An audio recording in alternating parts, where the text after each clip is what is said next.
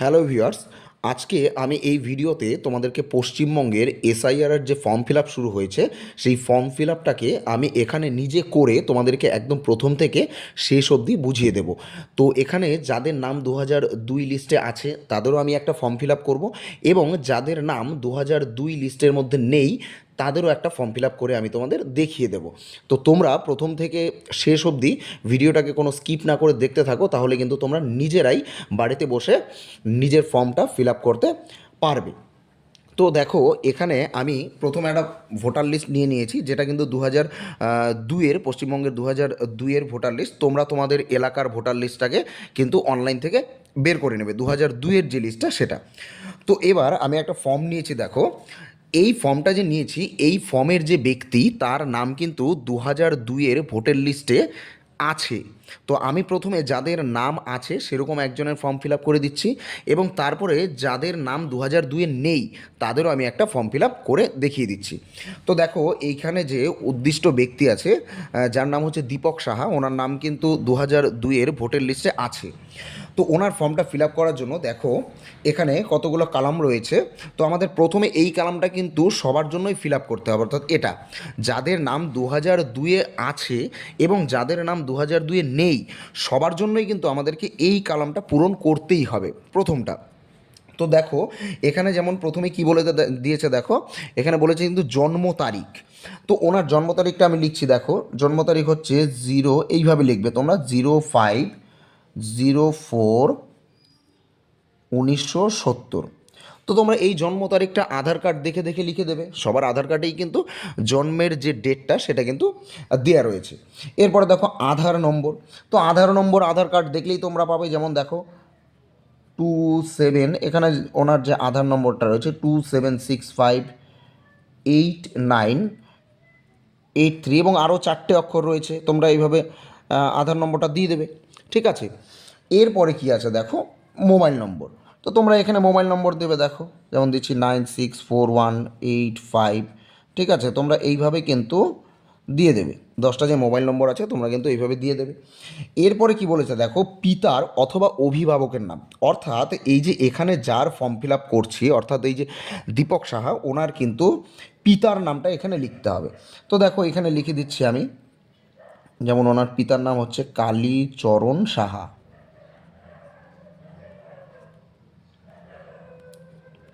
তো এবার এই যে কালীচরণ সাহা, এই ব্যক্তি কিন্তু এখন জীবিত নেই। যদি জীবিত থাকে তাহলে পাশে কিছু লেখার দরকার নেই, যদি মৃত থাকে তাহলে কিন্তু পাশে লেট কথাটা অবশ্যই তোমাদেরকে লিখতে হবে, যদি সেই ব্যক্তি মৃত থাকে। ঠিক আছে, এরপরে দেখো পিতার বা অভিভাবকের এপিক নম্বর।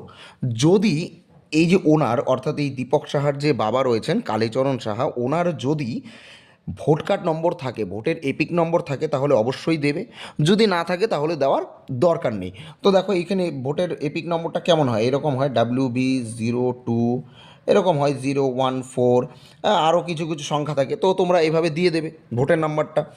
এই ওনার কিন্তু, ঠিক আছে, এই দীপক সাহার যে বাবা রয়েছে তার কিন্তু এপিক নম্বরটা। এরপরে দেখো কি রয়েছে, মায়ের নাম, এই দীপক সাহার মায়ের নাম। তাহলে মায়ের নাম লিখে দিচ্ছি, দেখো ওনার মায়ের নাম লিখে দিলাম এখানে। ঠিক আছে, এরপরে বলেছি কি দেখো, মায়ের এপিক নম্বর যদি থাকে, তো মায়ের যদি এপিক নম্বর থাকে তাহলে তোমরা দেবে, যেমন 02014, এরকমভাবে তোমরা দিয়ে দেবে মায়ের এপিক নম্বরটা। ঠিক আছে, এরপরে দেখো স্বামী অথবা স্ত্রীর নাম যদি থাকে, মানে এই দীপক সার স্ত্রীর নাম যদি থাকে তাহলে এখানে দিয়ে দেবে। তাহলে এখানে স্ত্রীর নাম,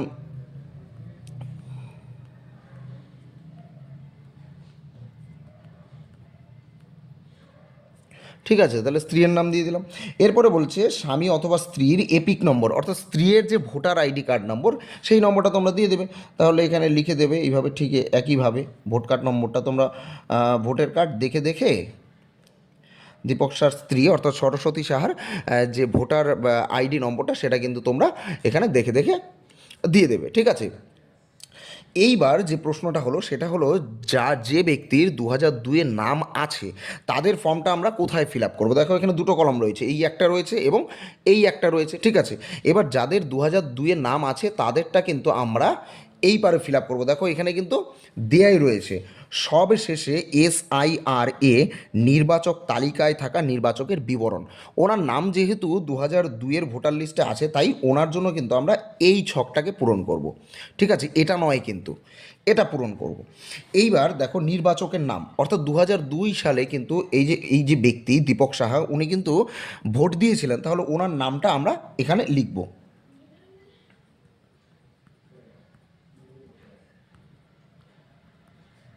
ঠিক আছে, লিখে নিলাম। এরপরে কি বলছি, এপিক নং অর্থাৎ এপিক নাম্বার অর্থাৎ ভোটার আইডি কার্ড নম্বর যদি থাকে তাহলে লিখতে হবে অবশ্যই। তাহলে ওনার দীপক সাহার ভোটার আইডি কার্ড এরকম নাম্বার দেবে তোমরা, যার যার যে নম্বর আছে ভোটার আইডি কার্ডে। ঠিক আছে, এভাবে তোমরা ওনার নাম্বারটা দিয়ে দিবে ভোটার কার্ড। এরপরে দেখো আত্মীয়ের নাম। এবার আত্মীয়র নামটার সময় কিন্তু অনেকের খুব সমস্যা হচ্ছে। তো এই আত্মীয়র নামের জন্য তোমরা সেই 2002-এর যে ভোটার লিস্টটা সেই লিস্টটা বের করবে। অর্থাৎ সেই লিস্টের এমন জায়গাটা বের করবে যেখানে এই যে উনি যে আছে অর্থাৎ দীপক সাহা, ওনার যেখানে নামটা রয়েছে সেই জায়গাটা তোমরা বের করবে। যেমন দেখো এটা একটা 2002-এর ভোটের লিস্ট। তো দেখো এই যে দীপক সাহার যে নামটা অর্থাৎ এটা রয়েছে 814 নম্বরে। ঠিক আছে, 814 দীপক সাহা। এবার এখানে যে প্রশ্নটা করেছে আত্মীয়ের নাম, দেখো এই দীপক সাহার সোজাসুজি দেখো কার নাম রয়েছে, পিতা রয়েছে কি কালীচরণ সাহা। ঠিক আছে, তো দেখো ওই ওপরে কিন্তু দেয়া রয়েছে যে সম্পর্কিত ব্যক্তির নাম, এই সম্পর্কিত ব্যক্তিটাই কিন্তু হবে আত্মীয়। তাহলে এখানে দেখো এই দীপক সাহার পাশে কার নাম রয়েছে, সম্পর্কিত ব্যক্তির মধ্যে কার নাম রয়েছে, দেখো কালীচরণ সাহা। তাহলে আমাদেরকে কিন্তু এই নামটাই কিন্তু দিতে হবে। এবং এই কালীচরণ সাহা সম্পর্কে কি হচ্ছে, দীপক সাহার পিতা হচ্ছে কিন্তু। তাহলে সম্পর্কের ঘরে আমাদের পিতা লিখতে হবে এবং আত্মীয়ের নামের জায়গায় লিখতে হবে এই কালীচরণ সাহা। বুঝতে পারলে? তাহলে দেখো আত্মীয়ের যে নাম রয়েছে এই আত্মীয়ের নামের জায়গায় তাহলে আমরা কি লিখব, কালীচরণ সাহা।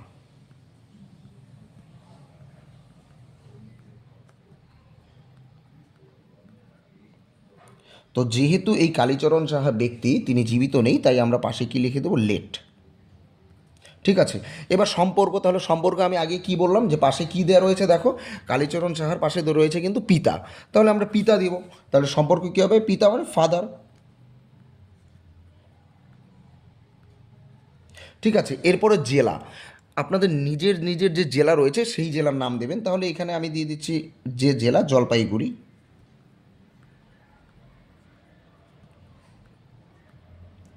রাজ্যের নাম কি হবে, ওয়েস্ট বেঙ্গল অবশ্যই, তাহলে ওয়েস্ট বেঙ্গল। ঠিক আছে, এরপরে দেখো কি রয়েছে, বিধানসভা ক্ষেত্রের নাম। তো বিধানসভা ক্ষেত্রের নামটা পাওয়ার জন্য কিন্তু তোমাদের সেই আবার 2002-এর যে ভোটের লিস্ট সেটার যে ফ্রন্ট পেজ অর্থাৎ প্রথম পেজ সেখানে কিন্তু চলে যেতে হবে। দেখো এখানে রয়েছে বিধানসভা লোকসভা কেন্দ্র, এই দেখো এখানে বিধানসভা নির্বাচন ক্ষেত্রের নং এবং নাম। দেখো বিধানসভা ক্ষেত্রের নাম্বার কী রয়েছে, 14 মাদারিহাট তপশিলি উপজাতি। এটা কিন্তু লিখে দিতে হবে। এবার তোমরা যদি ইংরেজিতে লিখতে চাও তাহলে এটা কি হবে, দেখো এখানে প্রথমে কত রয়েছে, 14 মাদারিহাট তপশিলি উপজাতি। তাহলে এখানে লিখতে হবে 14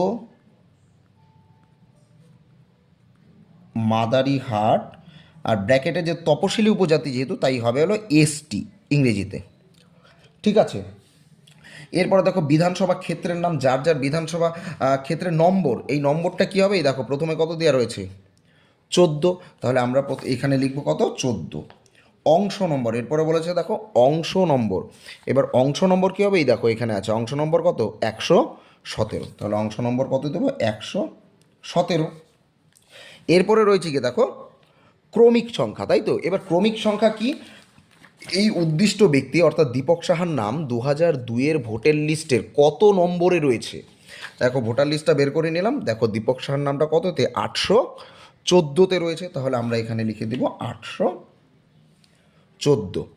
ঠিক আছে, তো এই দেখো এই হয়ে গেলেও কিন্তু ফর্ম ফিল আপ, অর্থাৎ যাদের 2002 ভোটার লিস্টে নাম আছে। এরপরে কি করবে, ঠিক এই জায়গাটার মধ্যে এই উদ্দিষ্ট ব্যক্তি অর্থাৎ দীপক সাহার কিন্তু স্বাক্ষর লাগবে। যদি সিগনেচার করতে পারে তাহলে সিগনেচার, না হলে ওই হাতে টিপছাপ দিতে হবে।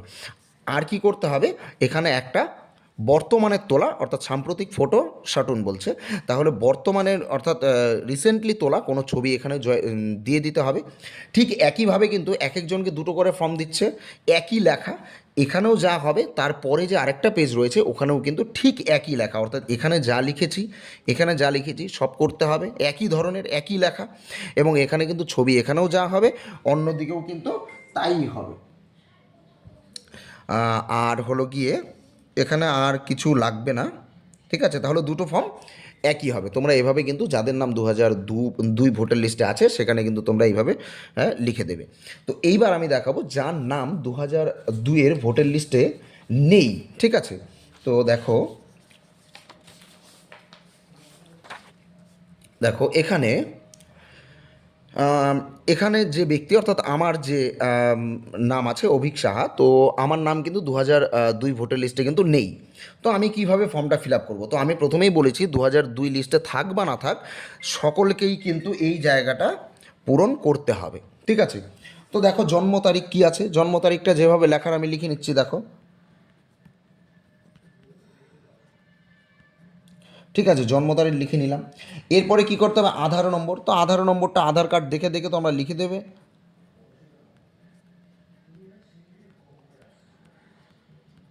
ঠিক আছে, তো এভাবে আধার নম্বরটা লিখে দিলাম। এরপরে কি আছে? মোবাইল নম্বর। ঠিক আছে, তো মোবাইল নম্বরটা লিখে দিচ্ছি। এভাবে তোমরা মোবাইল নম্বরটা লিখে দেবে।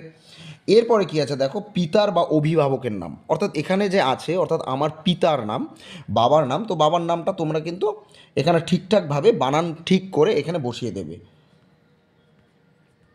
দেখো আমি বাবার নাম লিখে দিলাম। ঠিক আছে, এরপরে বলছি কি পিতা বা অভিভাবকের এপিক নং। তো আমি যেহেতু এখানে পিতার নাম দিয়েছি তাহলে বাবার যে এপিক নম্বর ভোট কার্ডের নম্বর সেটা কিন্তু আমাকে এখানে দিতে হবে। তো ভোট কার্ড নম্বরটা দিবে WB02, যার যেমন আছে ভোট কার্ডের মধ্যে এভাবে কিন্তু তোমরা ভোট কার্ড নম্বরটা দিয়ে দেবে। এরপর দেখো কি বলেছে, মায়ের নাম। তো মায়ের নাম যা আছে, যার যে মায়ের নাম সেটা তোমরা দিয়ে দেবে।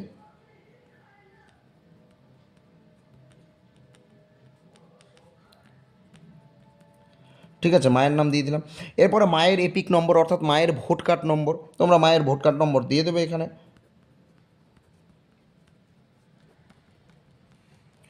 হ্যাঁ, ঠিক আছে, যার যে মায়ের ভোট কার্ড নম্বর তোমরা দিয়ে দিলে।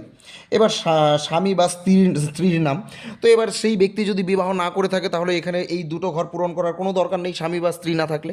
এবার যদি থাকে তাহলে কিন্তু এখানে স্বামী বা সে যদি মেয়ে হয় তাহলে স্বামীর নাম লিখবে, এবং সে যদি ছেলে হয় তাহলে কি স্ত্রীর নাম লিখবে, এবং নিচের ঘরটায় কি করবে, স্বামী বা স্ত্রীর এপিক নম্বরটা অর্থাৎ ভোট কার্ড নম্বরটা কিন্তু এই ঘরের মধ্যে দিয়ে দিতে হবে। ঠিক আছে, এইবার যে মূল জায়গাটা যেখানে অনেকেরই সমস্যা হচ্ছে সেটা হচ্ছে কোন ঘরটা আমরা ফিল আপ করবো। দেখো আমি আগেই বলেছি যে 2002 সালের ভোটার লিস্টে যাদের নাম রয়েছে তাদের জন্য কিন্তু এই ঘরটা, এবং যাদের নাম 2002 ভোটের লিস্টে নেই তার জন্য কিন্তু এই ঘরটা হবে। বুঝতে পারলে তো? এবার এই ঘরটার মধ্যে কি বলেছে দেখো, আত্মীয়ের বিবরণ যার নাম পূর্ববর্তী কলামে সর্বশেষ এসআইআরে দেওয়া আছে, মানে এমন একজন ব্যক্তির নাম লিখতে হবে তোমার আত্মীয়দের মধ্যে যার নামটা সেই 2002-এর ভোটার লিস্টে কিন্তু থাকা দরকার, মানে আছে এরকম একজন ব্যক্তির নাম কিন্তু দিতে হবে। ঠিক আছে, তো দেখো তোমাদের সকলেরই নিশ্চয়ই বাবা বা মা কেউ একজন আছে যার নাম 2000 ভোটার লিস্টে আছে। তো তোমরা বাবার নামও দিতে পারো, মার নামও দিতে পারো। তো সেক্ষেত্রে বাবার নামটা দিলেই খুব একটা ভালো হয়। তো দেখো আমার যেমন বাবার নাম রয়েছে 2002 ভোটার লিস্টে, তো আমি এখানে কিন্তু নাম মানে কি, নাম হলো কি দেব, বাবার নাম দেবো, অর্থাৎ যে ব্যক্তির নাম 2002 সালের ভোটার লিস্টে আছে। তো দেখো আমি এখানে বাবার নাম দিয়ে দিচ্ছি।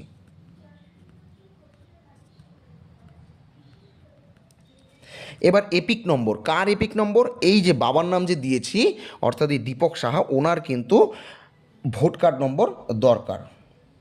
তাহলে ভোট কার্ড নম্বরটা তোমরা এভাবে যার যেটা রয়েছে, যার বাবার যেরকম ভোট কার্ড সেটা তোমরা দিয়ে দিবে। কারো যদি বাবা না থাকে তাহলে মার নাম দিতে পারো, কোনো সমস্যা নেই। এবার আত্মীয়ের নাম, কার আত্মীয়ের নাম হবে? এখানে যার নাম লিখেছি দেখো দীপক সাহা, ওনার আত্মীয়ের নাম। তো এবার আত্মীয়ের নাম বের করার জন্য কি করতে হবে? আমাদেরকে 2002-এর ভোটের লিস্টটা কিন্তু বের করতে হবে। তো দেখো এই হচ্ছে দীপক সাহার নাম। তো ওনার পাশে কে রয়েছে? ওনার পাশে রয়েছে কিন্তু কালীচরণ সাহা। সম্পর্কে কি আছে, কার সম্পর্ক, দীপক সাহার সাথে এই কালীচরণ সাহার কি সম্পর্ক রয়েছে, কিন্তু সম্পর্ক পিতা। তাহলে এখানে আত্মীয়ের নাম আমরা কি দেব, কালীচরণ সাহা।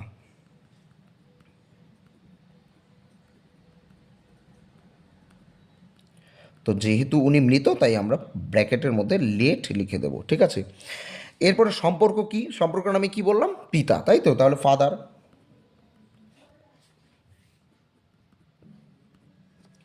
জেলা, যার যে জেলা সেটা নাম দিয়ে দেবে, যেমন আমি দিচ্ছি জলপাইগুড়ি। দেখো জেলা অনেক ক্ষেত্রে কিন্তু চেঞ্জ হতে পারে, নতুন নতুন জেলা তৈরি হয়েছে, যেমন আলিপুরদুয়ার জেলাকে ভেঙে জলপাইগুড়ি জেলাকে ভেঙে আলিপুর তৈরি হয়েছে, কিন্তু এখানে কিন্তু আলিপুর লেখা যাবে না। তার কারণ কি, এই যে উদ্দিষ্ট ব্যক্তি অর্থাৎ যার বিবরণ আমরা দিচ্ছি, অর্থাৎ যার নাম 2002-এ ছিল, তার তার যখন নাম ছিল 2002-এ, তখন জেলা কী ছিল, তখন কিন্তু জেলা ছিল জলপাইগুড়ি, তাই জলপাইগুড়ি কিন্তু দিতে হবে, আলিপুর দিলে কিন্তু এখানে ভুল হবে। রাজ্যের নাম ওয়েস্ট বেঙ্গল।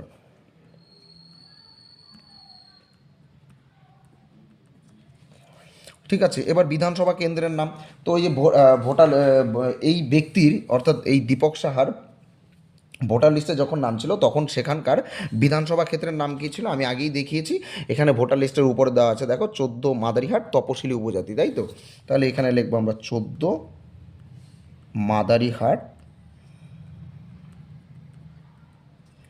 ব্র্যাকেটে কী হবে, এসটি। বিধানসভা ক্ষেত্রের নম্বর আগেই দেখিয়েছি 14, অংশ নম্বর 117, এবং ক্রমিক সংখ্যা অর্থাৎ এই দীপক সাহার নাম কত নম্বরে রয়েছে ভোটার লিস্টে সেই নম্বরটাকে কিন্তু লিখতে হবে। তাহলে কত, দেখো 814 নম্বরে রয়েছে, তাহলে আমরা এখানে লিখবো 814, ঠিক আছে। আর এই জায়গাটার মধ্যে কিন্তু সিগনেচার করতে হবে, যেমন দেখো সিগনেচারটা তোমরা এইভাবে করবে, ইংরেজি বাংলা যে যেভাবে পারে সিগনেচার করতে হবে। এখানে একটা সম্প্রতিকালের একটা ফটো দিতে হবে, ঠিক একইভাবে উল্টো পেজের মধ্যেও তোমাদেরকে যে দুটো ফর্ম দিয়েছে ওই দুটো ফর্মের মধ্যেই কিন্তু সেম লেখাগুলো তোমাদের লিখতে হবে, ঠিক আছে। তো আশা করি তোমরা বুঝতে পেরেছো, তোমরা এইভাবে ফর্মটা ফিল আপ করবে, অবশ্যই কিন্তু কোনো সমস্যায় তোমাদেরকে ভবিষ্যতে পড়তে হবে না।